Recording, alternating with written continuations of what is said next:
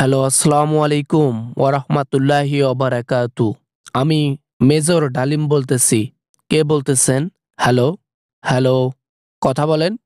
Hello, সালাম দেওয়ার মতো পরিস্থিতির মধ্যে আমি নাই। আমার মাথা নষ্ট। আমি শেখ হাসিনা ফোন করছি দিল্লি থেকে। হুট করে তুমি মেজর ডালিম কোথা থেকে বেরিয়ে আসলা রে ভাই? এটা তো একদিন হবারই ছিল, তাই তো বেরিয়ে এসেছি। আজকে নয়তো কালকে সত্য তো প্রকাশ হইতই। আজকে সেটা হলো, তা হঠাৎ করে কেন আমাকে ফোন করা হলো? আমরা তো জানতাম যে তুমি মারা গেছো। এতদিন যা জানতাম, তাহলে কি আমরা ভুল জানতাম? মাথা তো নষ্ট হয়ে গেল। আমার প্রেসার হাই হয়ে গেছে। কবে জানি উপরে উঠে যাই। এত তাড়াতাড়ি উপরে ওঠা যাবে না ম্যাডাম, এত তাড়াতাড়ি উপরে ওঠা যাবে না। আপনাকে তো উপরে ওঠাবে বাংলাদেশের জনগণ, যাদেরকে লুটপাট করে খাইছেন, যে দেশকে ধ্বংস করছেন, সে দেশের জনগণই আপনাকে উপরে উঠায় দেবে। ইলিয়াসটা আমার পিছু ছাড়লো না। সারাটা জীবন আওয়ামী লীগের পিছন মেরেছে। সারাটা জীবন আমাদের দুর্নীতি খোলাসা করে দিয়েছে। আজকে ডালিমকে লাইভে এনে তারপর আমার বাবার কুকীর্তি সব ফ্লাশ করলো। মানুষের জানা দরকার তোমার বাবা কি ছিল। তোমার বাবা যে একজন জুলুমবাজ ছিল, একজন স্বৈরাচার ছিল, তার সন্তান তুমি। তুমিও তার বাইরে যাও নাই। হুবাহু তোমার বাবার মতো তুমিও হয়েছো। শুধু শুধু কেন আমার বাবার পিছনে বাসটা দিলেন? শুধু শুধু সত্য কথাগুলো কেন বললেন? শুধু শুধু আওয়ামী লীগের পিছনে কেন এত বড় একটা বাস দিলেন?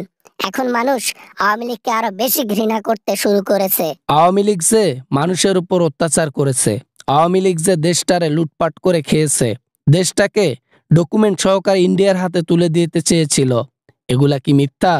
সব সত্য প্রকাশ হয়ে গেছে। হায় আল্লাহ, কি যে হবে এখন, মাথা নষ্ট। ভাবছিলাম আওয়ামী লীগটা মনে হয় দেশের মধ্যে টিকে থাকবে। এখন দেখি আমি তো নাই নাই, সাথে মনে হয় দলটাও উধাও হয়ে যায় বাংলাদেশ থেকে। দলকে দোষ দেব না, কেননা দল তো দলই হয়। দোষ দেব তো তাদেরকে যারা অন্যায় কাজ করে, যারা অবিচার করে, যারা শুধু মানুষকে ক্ষতি করতে জানে, দেশের মানুষের ধন সম্পদ লুটতে জানে, তাদেরকে দোষ দেব। আমার বাবাকে তোমরা সবাই উপরে পাঠাই দিছো। আমার বাবাকে তোমরা নৃশংসভাবে উপরে পাঠাই দিছো। দেবার পর আজকে 50 বছর পর লাইভে এসে আমাদের পিছনে বাসটা দিয়ে দিলা। আজ থেকে 5-6 মাস আগের কথা। ঠিক যেভাবে তুমি মানুষকে হত্যা করেছিলা, ঠিক ওইভাবে তোমার বাবা মানুষকে হত্যা করত। সেইটা দেখতে দেখতে অসহ্য লাগতো।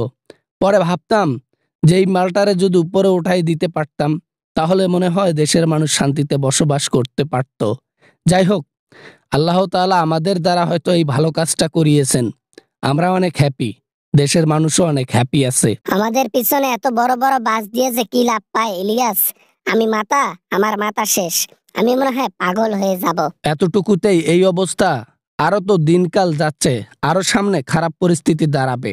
দাঁড়াও না, তোমাদের দুর্নীতি ফ্লাশ হয়ে গেছে। তোমার বাবার দুর্নীতি আমি তো ফ্লাশ করেই দিয়েছি। এখন তোমার দুর্নীতি আর কি ফ্লাশ করব?